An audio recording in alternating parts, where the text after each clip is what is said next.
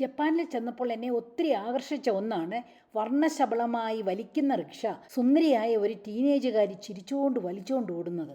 എനിക്കത് കണ്ടിട്ട് വിശ്വസിക്കാനേ കഴിഞ്ഞില്ല. നമുക്കൊക്കെ അറിയാവുന്ന ഒരു കാര്യമാണ് ജപ്പാൻകാരുടെ ഐക്യവും അവരുടെ സാങ്കേതിക വിദ്യകളുമൊക്കെ.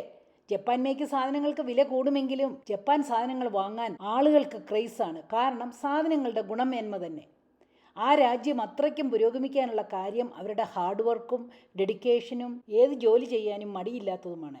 ഇതേ നോക്കിക്കേ, ഇത്രയും പുരോഗമിച്ച രാജ്യത്ത് ചെറുപ്പക്കാർ ആണും പെണ്ണും വലിക്കുന്ന റിക്ഷയിൽ ആളുകളെ കയറ്റി വലിച്ചുകൊണ്ട് ഓടുന്നത് അവരുടെ പഴയ കൾച്ചർ ഓർമ്മിപ്പിക്കാൻ വേണ്ടിയാണ്. അവർ ഇന്നും ടൂറിസ്റ്റുകൾ വരുന്ന ഇടങ്ങളിൽ ഇതുപോലത്തെ ബ്യൂട്ടിഫുൾ ആയിട്ടുള്ള വലിക്കുന്ന റിക്ഷകൾ ഇട്ടിരിക്കുന്നത്. ചിലയിടങ്ങളിലൊക്കെ ടീനേജ് പെൺകുട്ടികൾ പോലും ഈ റിക്ഷയും വലിച്ചുകൊണ്ട് പോകും. അതോ അവരൊക്കെ വെൽ ഡ്രസ്ഡ് ആയിട്ടാണ് ഇത് ചെയ്യുന്നത് എന്ന് പറഞ്ഞാൽ വളരെ സന്തോഷത്തോടു കൂടി ചിരിച്ചുകൊണ്ടാണ് ചെയ്യുന്നതെന്ന്.